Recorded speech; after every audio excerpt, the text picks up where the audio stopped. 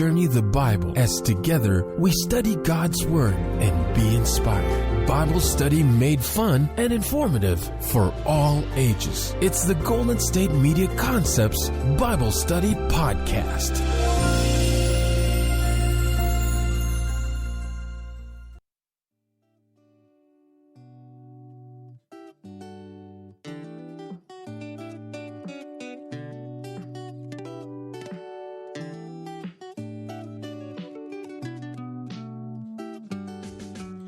Hello, and welcome to another episode of the Golden State Media Concepts Bible Study Podcast. I am your host, Sarah, and today is August 27th, 2017. We will be talking about the text assigned for today, for this week. This is the 12th Sunday after Pentecost. Yes, we are still in that Pentecost season, 12 Sundays after we celebrated Pentecost, 12 weeks after we celebrated Pentecost. This is a long season, and that's why it's called Ordinary Time. Some people know it as the green season because the altar cloths and paraments at the church are green during this time, so you get a lot of green. At any rate, we're plugging away through Pentecost, the season of Pentecost. We are plugging away through summer, where some people are at the end of summer. I know school is starting. For some of my friends who go to a modified traditional schedule, their kids have been in school for almost a month now, which is crazy.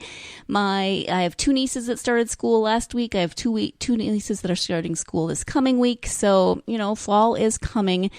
I hope that the temperatures cool down where I am. That takes a while. Usually it doesn't happen in September or August, and sometimes it starts to happen a little bit in September. But we are getting those cool mornings, and I appreciate that when I go outside, and I almost feel like I need a light sweater. Not yet, but soon.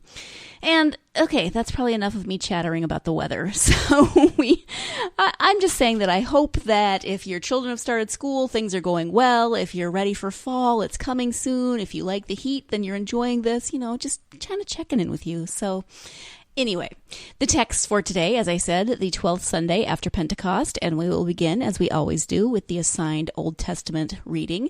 And this comes to us again from the book of Isaiah, this time from chapter 51, verses 1 through 6. Listen to me, you that pursue righteousness, you that seek the Lord. Look to the rock from which you were hewn, and to the quarry from which you were dug. Look to Abraham your father, and to Sarah who bore you, for he was but one when I called him, but I blessed him and made him many.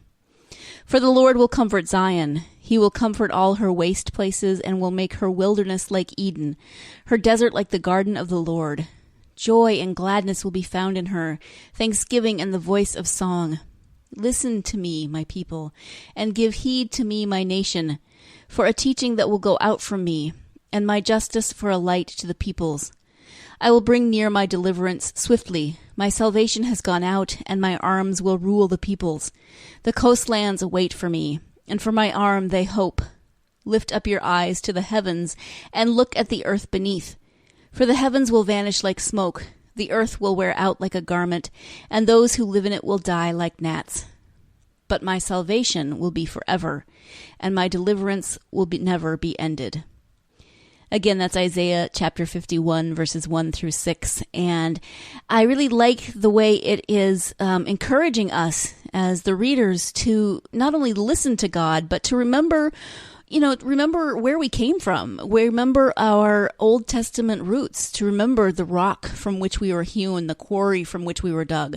And to look at that, we look to Abraham, our father, and to Sarah, who were the beginnings of this great nation that God promised to them, who were the beginnings of one of these covenants with God and the covenants that have come since then. It's this whole line of covenants with God and this whole developing relationship.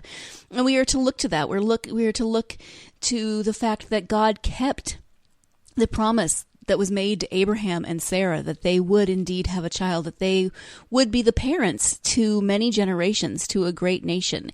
So we're to look to this and to know that things in this world are temporary.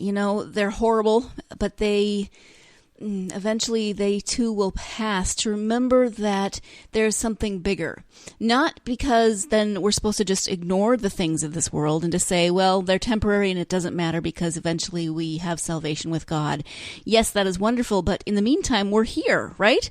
And we can make a difference, and we can look to those stories of our past, to the rock from which we were hewn and the quarry from which we were dug. We can look in the Bible, both Old Testament and New Testament, and see all of those ordinary people who make a difference. If even sometimes they don't want to do what God calls them to do, and yet they make a difference. And God calls ordinary people like you and like me every single day. So that is the first reading, the Old Testament reading, and as always, during this season of Pentecost, we have an alternate first reading. This week it comes to us from the book of Exodus, chapter 1, verse 8, all the way through chapter 2, verse 10. Now a new king arose over Egypt, who did not know Joseph. He said to his people, "Look, the Israelite people are more numerous and more powerful than we. Come, let us deal shrewdly with them, or they will increase, and in the event of war, join our enemies and fight against us and escape from the land." Therefore they set taskmasters over them to oppress them with forced labor. They built supply cities, Pithom and Ramses for Pharaoh. But the more they were oppressed, the more they multiplied and spread, so that the Egyptians came to dread the Israelites. The Egyptians became ruthless in imposing tasks on the Israelites, and made their lives bitter with hard service in mortar and brick and in every kind of field labor. They were ruthless in all the tasks that they imposed on them. The king of Egypt said to the Hebrew midwives, one of whom was named Shiphrah and the other Puah, "When you act as midwives to the Hebrew women and see them on the birth stool, if it is a boy, kill him, but if it is a girl, she shall live." But the midwives feared God. They did not do as the king of Egypt commanded them, but they let the boys live. So the king of Egypt summoned the midwives and said to them, "Why have you done this and allowed the boys to live?" The midwives said to Pharaoh, "Because the Hebrew women are not like the Egyptian women, for they are vigorous and give birth before the midwife comes to them." So God dwelt well with the midwives, and the peoples multiplied and became very strong. And because the midwives feared God, God gave them families. Then Pharaoh commanded all of his people, "Every boy that is born to the Hebrews you shall throw into the Nile, but you shall let every girl live." Now a man from the house of Levi went and married a Levite woman. The woman conceived and bore a son, and when she saw that he was a fine baby, she hid him 3 months. When she could hide him no longer, she got a papyrus basket for him and plastered it with bitumen and pitch. She put the child in it and placed it among the reeds on the bank of the river. His sister stood at a distance to see what would happen to him. The daughter of Pharaoh came down to bathe at the river, while her attendants walked beside the river. She saw the basket among the reeds and sent her maid to bring it. When she opened it, she saw the child. He was crying, and she took pity on him. "This must be one of the Hebrews' children," she said. Then his sister said to Pharaoh's daughter, "Shall I go and get you a nurse from the Hebrew women to nurse the child for you?" Pharaoh's daughter said to her, "Yes." So the girl went and called the child's mother. Pharaoh's daughter said to her, "Take this child and nurse it for me, and I will give you your wages." So the woman took the child and nursed it. When the child grew up, she brought him to Pharaoh's daughter, and she took him as her son. She named him Moses, because she said, "I drew him out of the water." And again, that is our alternate Old Testament reading this week from the book of Exodus, starting with chapter 1, verse 8, and going all the way through chapter 2, verse 10. And again, we have another very familiar story. As you can see, we are kind of walking through this history of the Israelites through this, through these covenants with God, showing how things progressed from Abraham and Sarah through Joseph. We were talking about Joseph last week. We talked about Jacob a few weeks ago. And now we have a new king in Egypt who doesn't know Joseph. He didn't know Joseph in Joseph's lifetime. Maybe he's heard the stories, but he doesn't know Joseph. All he knows is that there's a group of people who are very, very numerous. And as so often happens, he lets fear rule his decision making. So it's decided that they're going to give them forced labor to try to keep them under control, to try to keep them from growing even larger in population. And that doesn't work. So then he tries to come up with other plans. He talks to the midwives and tells them to kill the boys, but the midwives fear God, and so they don't.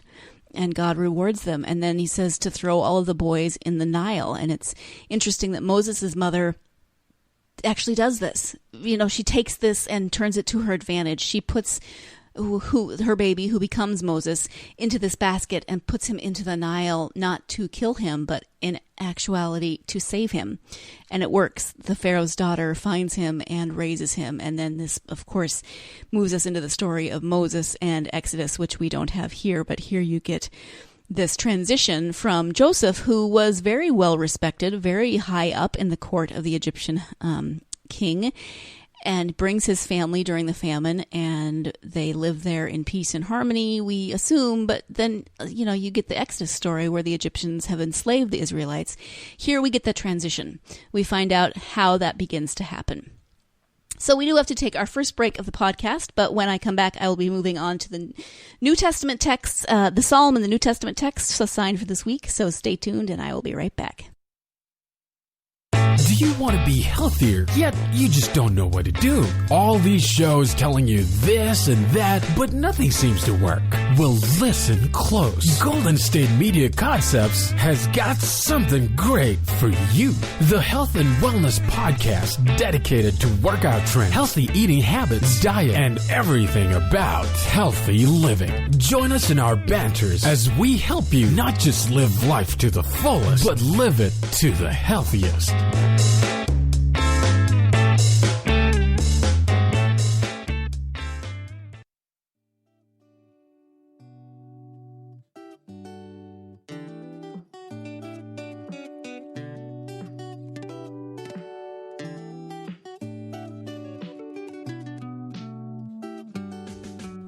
Welcome back to the Golden State Media Concepts Bible Study Podcast. We are talking, of course, about the text assigned for this week, the 12th Sunday after Pentecost. We have so far read through the texts from the Old Testament, Isaiah and Exodus, and now moving into the assigned text from the Psalm and the New Testament texts.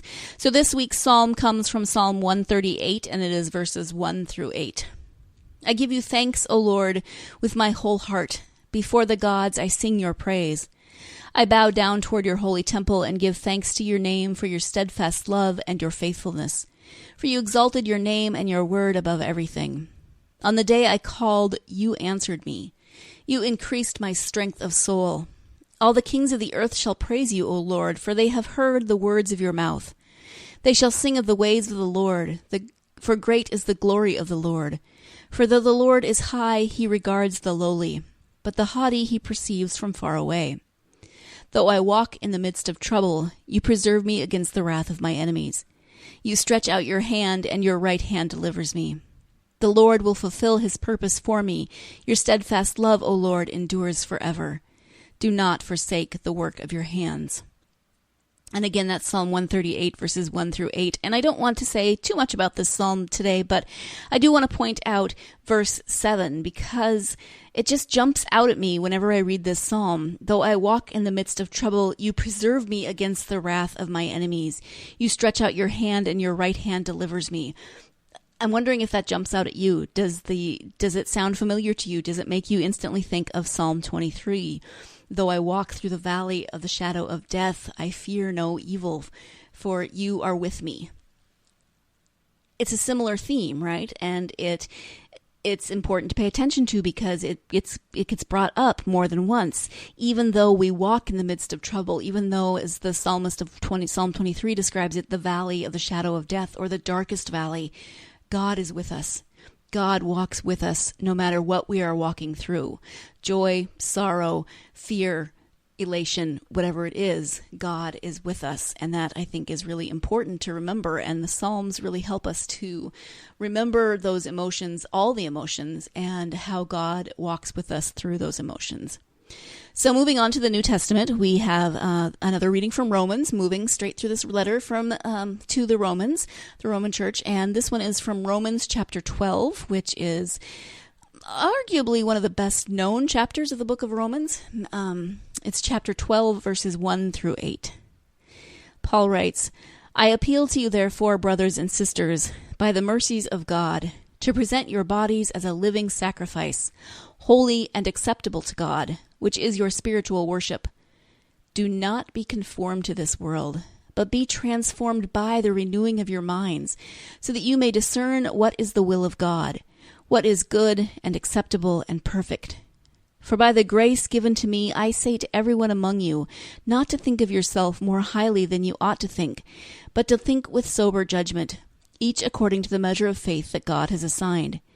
For as in one body we have many members, and not all the members have the same function, so we who are many are one body in Christ, and individually we are members one of another. We have gifts that differ according to the grace given to us. Prophecy in proportion to faith, ministry in ministering, the teacher in teaching, the exhorter in exhortation, the giver in generosity, the leader in diligence, the compassionate in cheerfulness. And that was verses 1 through 8 of chapter 12 of the book of Romans. And you can see why this chapter is very well known, very popular. Maybe some of those verses sounded familiar to you. Verse 2 always jumps out at me. Do not be conformed to this world, but be transformed by the renewing of your minds. The world around us is confusing and crazy and harsh sometimes and depressing.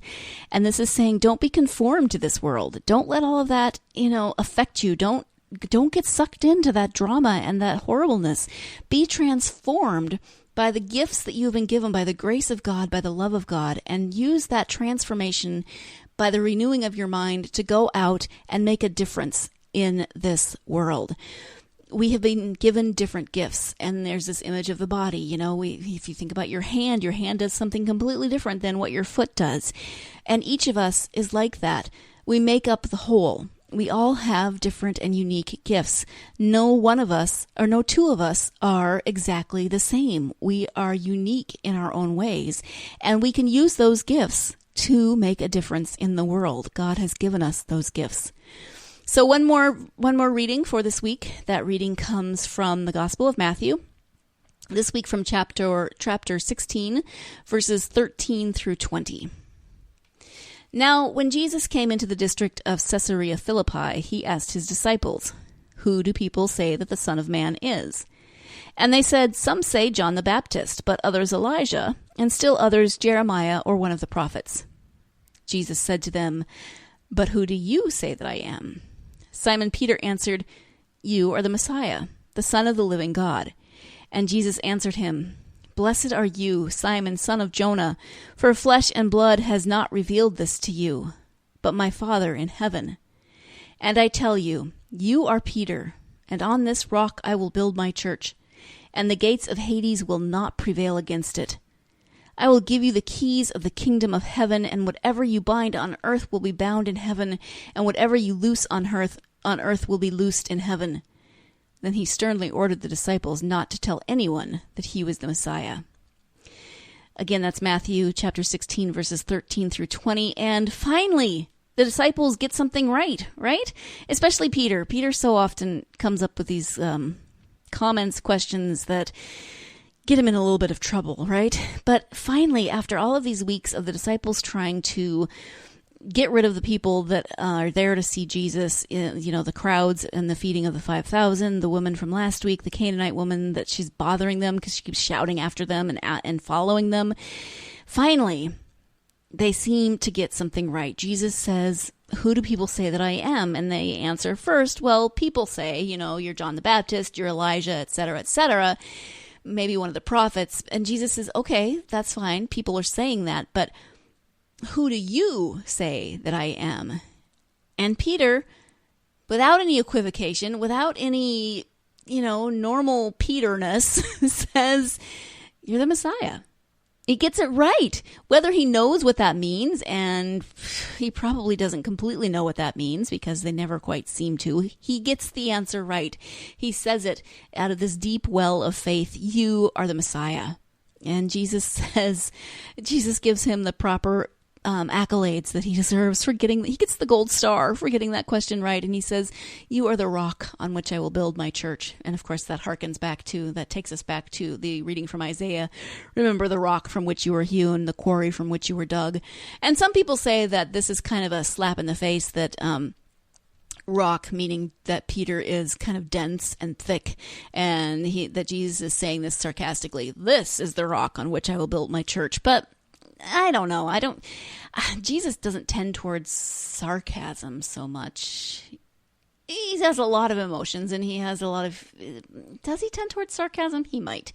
But I don't think in this case that he is tending toward sarcasm. I think he really is saying, "Blessed are you, Simon, and you are the rock on which I will build my church." You're not perfect. Of course you're not perfect. Nobody is perfect. And yet Jesus is doing as God has done and calling a perfectly ordinary person who asks dumb questions and makes silly mistakes and, says the wrong thing and sticks his foot in his mouth and says, "You, Peter, are the rock on which I'm going to build my church.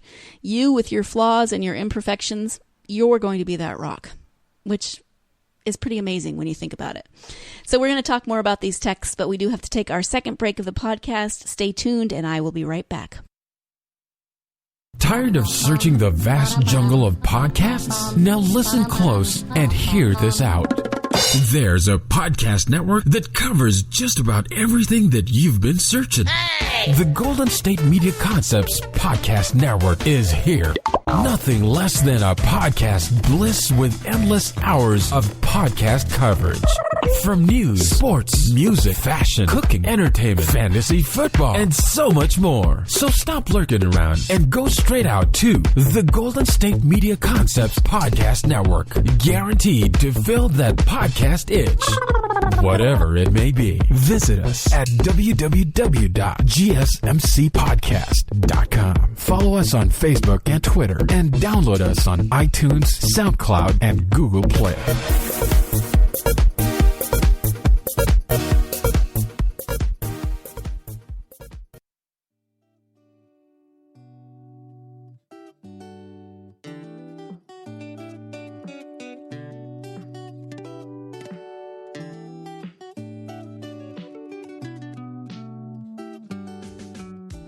Welcome back to the Golden State Media Concepts Bible Study Podcast. We are talking about the text assigned for the 12th Sunday after Pentecost, this week of August 27th, 2017. And I have a quick question for you. I know you can't answer me, but I still ask you questions on occasion. Do you have a nickname? Do you have one now? Have you ever had one? I think about this question actually differently since I met my husband, because in his family, pretty much everyone has a nickname. He has cousins. He doesn't know what their real name is because the entire family calls them by their nickname. The person introduces him or herself by the nickname. He got a friend request on Facebook from a woman, and he said, "I don't have a clue who this woman is." And then he realized that he has known her whole life by her nickname, and she was friending him under her given name. So I started thinking differently about nicknames. But we sometimes get nicknames, right? We have our given name, and then there are nicknames. Sometimes they're mean. They're given to us by, mean cousins or siblings or people at school. Sometimes they're sweet and loving, that your parents give you as a baby or a child, or your partner gives you. So we have nicknames. But in addition to nicknames, many of us also have titles or descriptions that say something about us. Maybe tell people a little bit about us, or our level of education, or our line of work, or whatever. You might have a title, you might have letters behind your name, etc. There's all kinds of things that describe who we are. Nicknames can tell us what people think of us. They, as I said, can be something that we embrace or something that we wish would go away forever. When I was in elementary school, I didn't circle in on my achievement tests one year. I didn't circle in the A of my name, the first A of my name, hard enough. And so the test came back saying S space R-A-H. And my brother to this day still calls me Esra, which is fine. No big deal. The one that I still don't particularly care for is my middle name is Helen. And I don't know where it started, but people started calling me Sarah Helen Rottenmelon, Yeah, not my favorite. Really didn't want that one to stick. But nicknames and, descriptions, titles, whatever, good or bad, say something about us. And nicknames, at least, say something about what other people might think about us. Again, whether that's good or bad. So Jesus starts today's gospel reading with that question. Who do people say that the Son of Man is? And the disciples, of course, answer. People say, you are John the Baptist, Elijah, Jeremiah, one of the prophets. And then he changes the question a bit and says, okay, who do you say that I am? And whenever I hear this story, I wonder how I would reply if Jesus were to ask me this question. Or if anyone asked me that specific, who is Jesus? How would you reply to that question? Because there are a lot of ways that you could answer that question depending on your relationship with Jesus, how you understand Jesus. They could be good or bad. So if someone were to ask you that question, how would you reply? Are there one or two words or phrases that instantly pop into your head or that you consistently think of when you think of Jesus? Jesus' questions are important ones for his context because when he became incarnate, when he came to live among humans and he began his ministry, many people were confused about who he was. And they were confused about not only who he was, but their expectations for him and for the Messiah. And he didn't always fit those expectations, right? They had a very specific idea of what they thought the Messiah should and would be. So people tried to put him in a box, in the box that made the most sense to them. Hence all of the answers of who people were saying that Jesus was. And, none of those answers are bad. The people are comparing Jesus to other people that they look to for inspiration, for ideas of God, etc., in the history of the Israelites. But the answers do show that the people didn't really understand exactly who Jesus was yet. They didn't have that full understanding. And then he asks the disciples, and like I said earlier, for once, Peter gets it right. He immediately declares that Jesus is the Messiah. He is the Son of the living God. Go, Peter. Yay, good job. He, as I said, was definitely human, and he got it wrong more than he got it right, it seems like. But for once, he nailed it. And Peter recognized that as nice as those other answers were, Jesus was, in fact, the long-awaited Messiah. How we describe Jesus influences how we think about him. The Bible gives us numerous names and descriptions for Jesus, just as it gives us numerous names and descriptions for God. Some of the names for Jesus are Emmanuel, which means God with us, Son of God, Son of Man, described as Good Shepherd, friend of tax collectors and sinners, teacher, healer, miracle worker. And I think that the reason there are so many descriptors and names for Jesus is simply because of how important he is. The different names help us to understand Jesus from different perspectives. We get a bigger and more whole picture of who Jesus is by all of these different descriptions rather than just one description. Maybe if we only described him as Messiah, we wouldn't get as clear of a picture as we get when we describe him more fully. So and some of those descriptors might make more sense to us at different points in our lives, depending on what is going on. We may be drawn to one of Jesus's identities more fully at different points in our lives. And the same is true for the names and descriptions that we use for God. And again, the Bible is full of those images. The world has given us even more in the time since the Bible was written, in the time since anything really new was added to the Bible. So you can ask yourself the same question that I asked you earlier about Jesus. How do you describe God? And that one might be a little more difficult because in Jesus we have this human that we have so many stories about, but in God, no one has ever really seen God face to face, right? So if you ever want a good overview of the many descriptions of God, the Psalms are a great place to start. I love the Psalms because the Psalms describe God in a variety of ways through a variety of different lenses. We see God described as protector, as creator, as God who is always present and loving, as God who knows us and loves us more than anything. That's just a few of the descriptions that we get of God in the Psalms. There are so many names for God and Jesus because mere words can really only go so far in describing the wonder of everything that God and Jesus do and have done for us in our lives.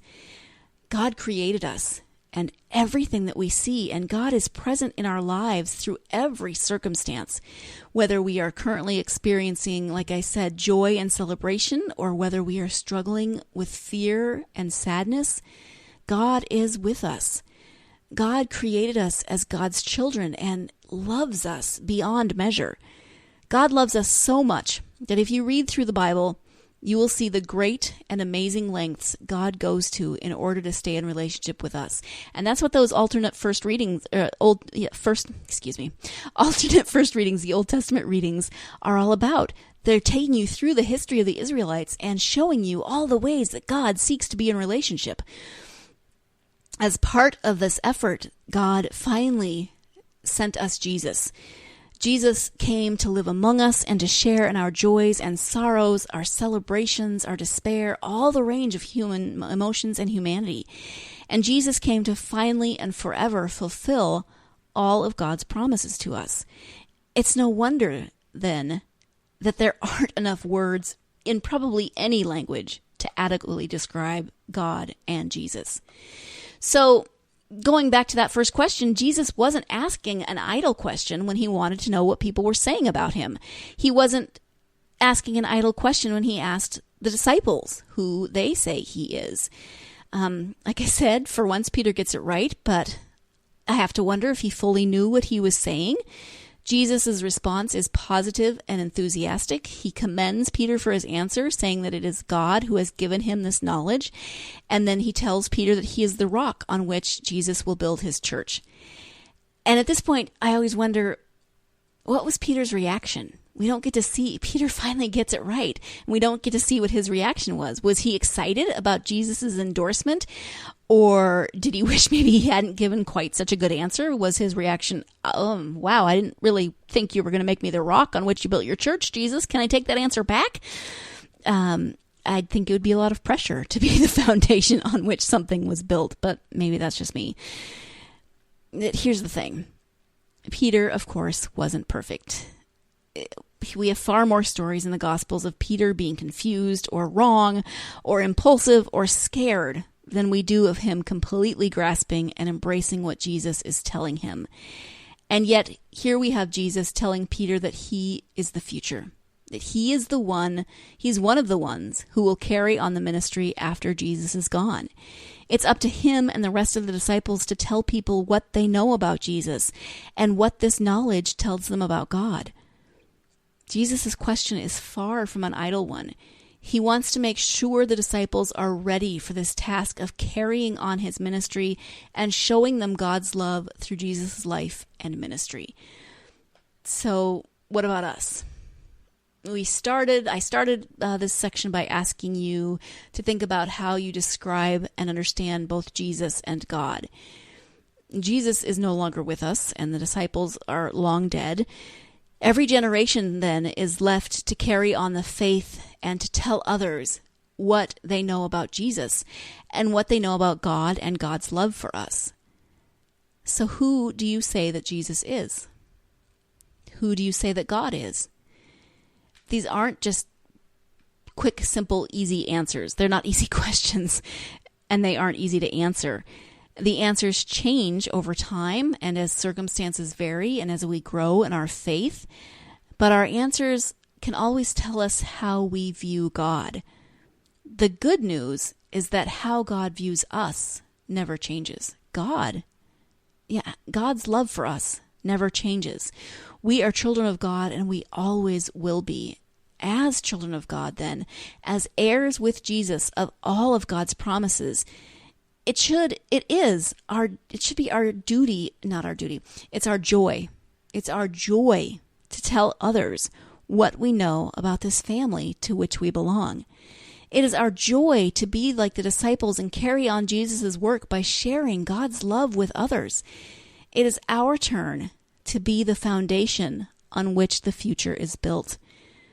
And so as you go through this week, as you go through your, the days ahead of you, I hope that you go through them maybe with a deeper understanding, or you start thinking about a deeper understanding of how you understand not only God, but also Jesus, so that you can begin to maybe start sharing that understanding and those ideas with others. That is all the time that we have for today. I want to thank you, as always, for joining me. I invite you to join me again next week when we move on to the 13th Sunday of Pentecost. As always, you can download these on all of those apps that you use for your mobile devices. Anywhere you can download a podcast, you can find us. You can find us at www.gsmcpodcast.com if you want a little bit more information about all of our podcasts.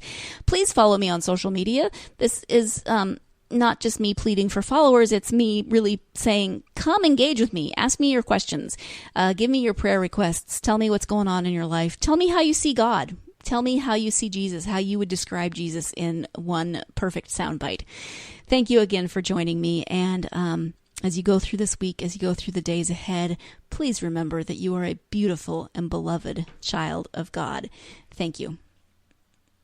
You've been listening to the Golden State Media Concepts Bible Study Podcast, part of the Golden State Media Concepts Podcast Network. You can find this show and others like it at www.gsmcpodcast.com. Download our podcast on iTunes, Stitcher, SoundCloud, and Google Play. Just type in GSMC to find all the shows from the Golden State Media Concepts Podcast Network, from movies to music, from sports to entertainment, and even weird news. You can also follow us on Twitter and on Facebook. Thank you, and we hope you have enjoyed today's program.